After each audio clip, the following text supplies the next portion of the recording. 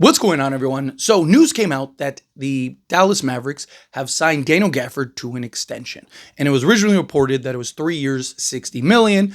But then we got clarification that it was actually $54 million. And that is very important. That is very key because if it was $60 million compared to $54 million, he can't be traded. Now he can be traded. So Daniel Gafford is still eligible to be traded, which this kind of signals that Dallas did this in order to trade him, right? Because that was the big question. Like, what? Like they have an abundance of big men, right? You got Cooper Flagg, who they're probably going to play the 3, but there's a lot of questions about like him actually being a 4, right? So at some point you might have to shift him to the 4, right? You got Derek Lively. So what? Daniel Gafford's just going to be your backup forever? Is he going to be okay with that? There were a lot of questions originally to that contract extension, but now that we have clarification, now it looks like, okay, they're still looking to trade him. It's just now that he's under contract for multiple years, now it should be in theory easier to trade him because now teams that maybe are interested in Daniel Gafford, Lakers, right,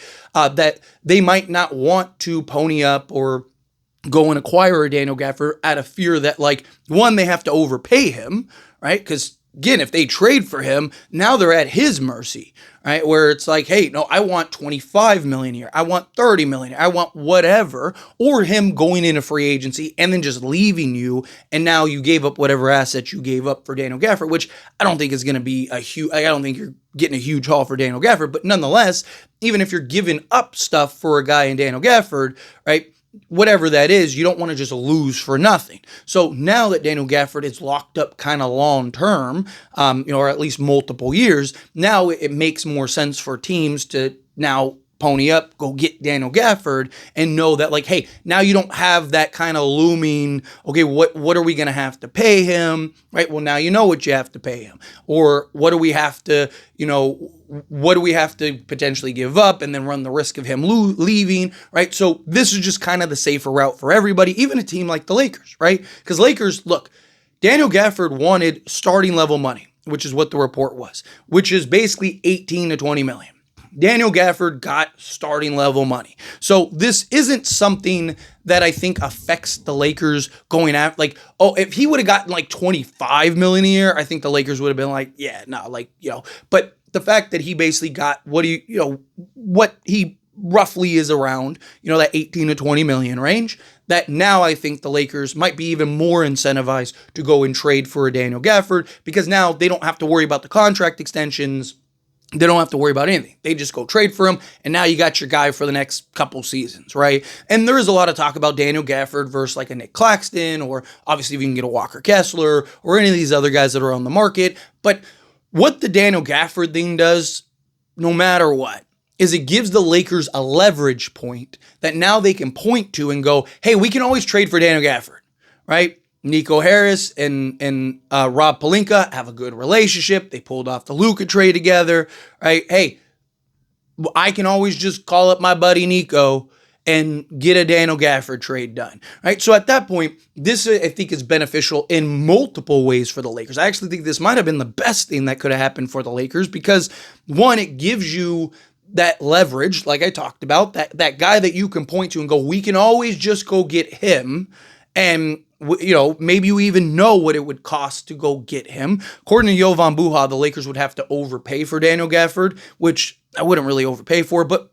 again, it depends on what that overpay looks like. It's not like the Lakers have a ton of assets. It's not like, Lakers would have to give up 3 firsts in Dalton Connect. Lakers don't even have 3 firsts in Dalton Connect, right? Obviously, you're not giving up a trade package like Mark Williams, because if that's the case, then just go get Mark Williams, right? But if you could get him, for a Dalton Connect and then a Rui Hachimura or whatever, then that's one thing, right? But if it's something else to where it's like, oh, we want your first and Connect and all this other, then I'd probably look elsewhere, maybe even go get a Nick Claxton at that point. But regardless, right?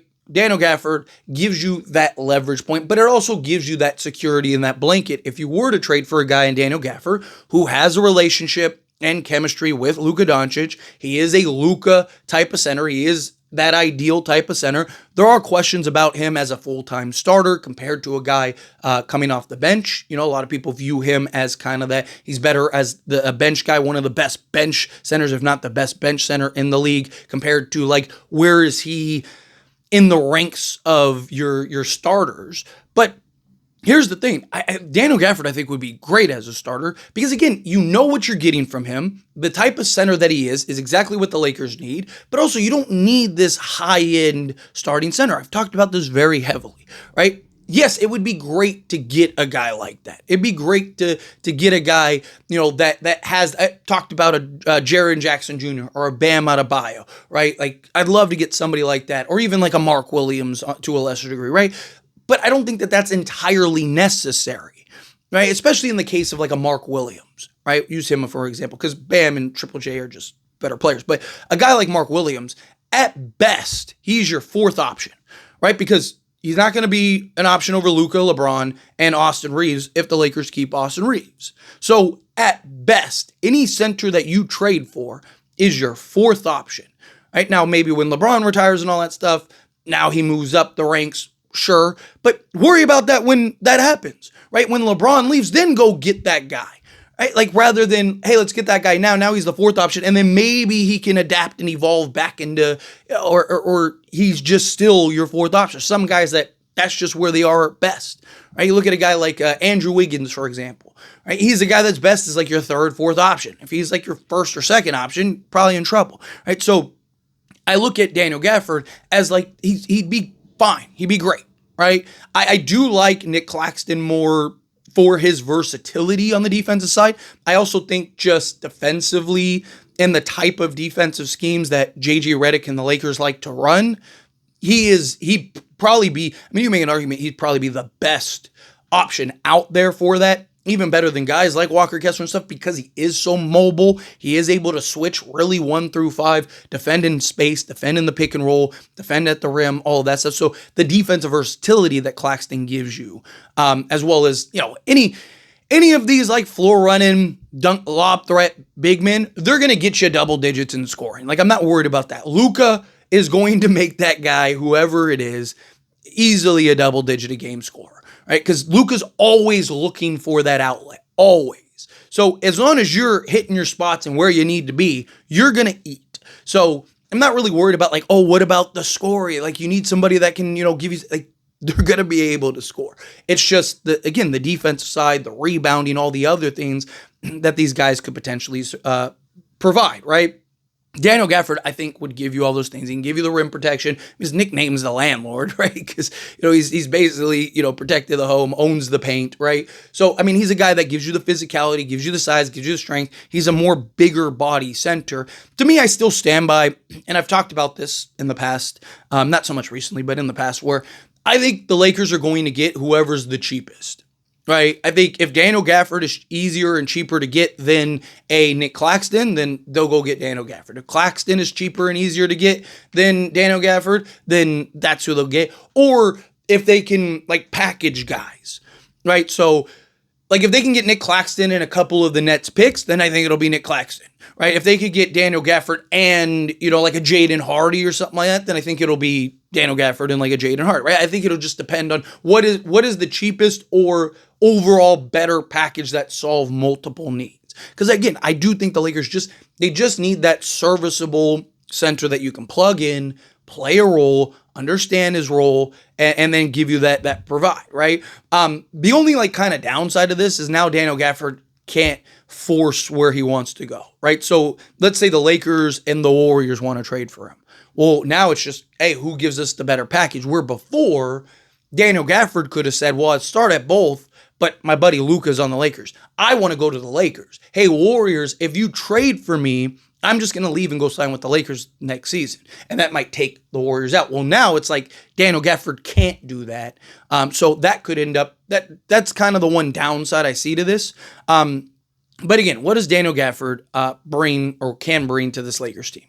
He averaged 21 and a half minutes per game. He played 57 games, started in half of them, 31 of those games. So again, pretty much a backup. He's been mostly a backup his entire career. He has had a couple seasons where he started a majority of the games, but for the most part, he's essentially been a backup. 21 and a half minutes per game. He's a career 20-minute-a-game guy, which again signals a backup. Last season, he averaged 7.1 field goals on 70% from the floor. Not a guy that's going to space the floor at all. 2-point range, again, 70.2 on 7.1 attempts. EFG of 70.2. Free throw shooting. Last season on 3.4 attempts, shot 69% from the free throw line. So that's good. He's a career 67% free throw shooter, which isn't great, but for a center compared to a lot of these guys that are like in the 50s or low 60s, it's actually not terrible. Rebounding, 6.8 rebounds, including 2.7 offensive rebounds. He's a very good offensive rebounder too, which is important. 1.4 assists, half a steal, almost 2 blocks, 1.8 blocks per game, 12.3 points. Again, you look at his per 36, which doesn't tell you everything, but kind of gives you an idea of if he was a full-time starter. He is just under 21 points, 11.4 rebounds, including 4.6 offensive rebounds, 2.5 assists, a steal, and 3 blocks per game. If you can get Daniel Gafford, go get Daniel Gafford. But as always, this is a discussion. Pass a question on you. Let me know your thoughts and opinions down in the comments. That being said, if you haven't liked this video, hit that like button. Helps me a lot. If you enjoy these types of videos, truly appreciate it. Not subscribe channel, hit that subscribe button. Turn on the bell notifications. Appreciate y'all. See you in the next one. Thank you.